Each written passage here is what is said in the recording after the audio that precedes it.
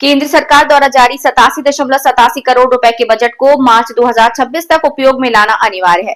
अगर विकास कार्यों के स्थानों को बदलने और नए प्रस्तावों को मंजूरी देने की प्रक्रिया में देरी होती है तो पूरी संभावना है कि केंद्र सरकार द्वारा आवंटित ये विशाल बजट लैप्स हो जाएगा। इस बजट और विकास कार्य को लेकर आज ओमकार सिंह लखावत ने अधिकारियों के साथ बैठक की और ग्रामवासियों से सुझाव लिए। लखावत ने कहा कि सरकार धार्मिक पर्यटन के विकास के लिए कृत संकल्पित है। बैठक में पर्यटन विभाग के अधिकारी, उपखंड अधिकारी मोनिका सामोर, तहसीलदार, नगरपालिका ईओ ओम प्रकाश, मंदिर कमेटी के पूर्व अध्यक्ष मोहनदास चौहान सहित अनेक अधिकारी मौजूद थे। लखावत ने 17 सदस्यों की बनी कमेटी के सदस्यों के साथ बैठक की और संस्कार द्वारा बजट जारी किए। बजट पर अब तक हुए कार्यों की समीक्षा की और शेष कार्यों को जल्द पूरा करने के दिशा निर्देश दिए। राजस्थान के अंदर तीर्थाटन के नाते एक प्रमुख केंद्र के रूप में बहुत तेजी से आगे बढ़ रहा है।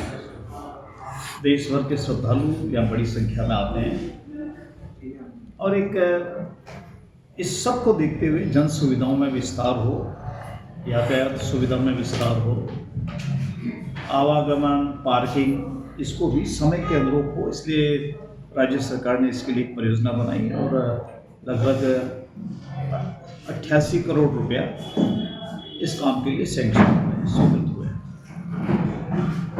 तो आज हम लोग उसको देखने के लिए आए थे। उसमें आगे कोई प्रगति में कोई दिक्कत हो, कोई कुछ आवश्यकता हो इनपुट की, तो बिल्कुल स्मूथली ये सारा काम चले, सबसे बातचीत भी हुई है और जो हम मान के चले कि इसका विकास काम बहुत तेज़ी से आगे चलेगा और समयबद्ध रूप से उसको पूरा कर लेंगे। आवश्यकता राज्य सरकार ये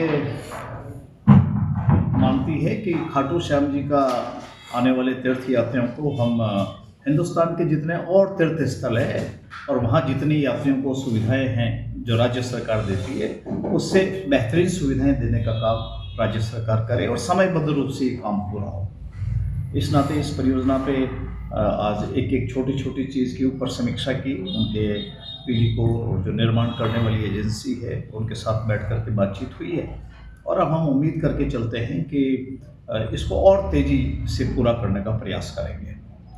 यहाँ का जो प्रशासन है वो इस बात को भी समीक्षा कर रहा है कि यात्रियों की बढ़ती हुई संख्या को देखते हुए और वैकल्पिक तरीके क्या हो सकते हैं जिसमें यात्री को कम से कम समय लगे, कम से कम उसको असुविधा हो, जाने वाले और आने वाले को आमने सामने नहीं होना पड़े, बल्कि क्या वैकल्पिक मार्ग कुछ हो सकते हैं, क्या यात्री को लंबी कतार में न लगना पड़े, क्या उसके लिए हम कोई आधुनिकतम हमारा जो टेक्निकल रिसोर्सेज है उनसे यात्री को कह सकते हैं क्या कि आपको कितने बजे जाना होगा, जैसे तिरुपति बालाजी में व्यवस्था है, उस नाते उस पर भी विचार सरकार करेगी कि हम यात्री को बहुत लंबे समय तक लाइन में खड़ा नहीं करना चाहते। उसको मालूम पड़ जाए कि अभी उस नंबर वाले का नंबर आ रहा है तो वो मान लीजिए वहाँ से चले, आपका रिंगस से चले तो रिंगस के पास उसको मालूम पड़ जाना चाहिए कि भाई आज मान लीजिए मेरा नंबर 5001 है और अभी वहाँ पर 1500 चल रहा है तो उसमें कितना समय लगने वाला है, तो उसको लाइन में लगने की आवश्यकता नहीं होगी। उस मैथोडोलॉजी पे भी विचार कर रहे हैं। उसका एनालिसिस करने के बाद में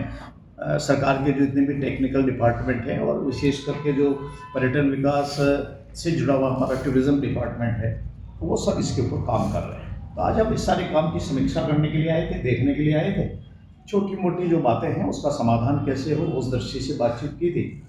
तो जैसे यातायात के लिए पुलिस प्रशासन है, अब इनको इसको डील करना पड़ता है, आने वाली गाड़ियों को, ट्रैफिक को देखना पड़ता है, तो इनके भी सुझाव क्या हो। जिला प्रशासन है, इनको अपनी समस्याओं के बारे में मेले का आयोजन करते समय किन किन समस्याओं का सामना करना पड़ता है, इन सब का विचार के साथ हम बैठे थे। माननीय राजेश जी हैं हमारे टूरिज्म डिपार्टमेंट के वरिष्ठ अधिकारी हैं, उसके सारे और कैशलेट साहब आपके यहाँ के, तो आज विशुद्ध रूप से इस काम के लिए यहाँ पर आए थे। आपको कोई पूछना हो तो पूछ सकते हैं।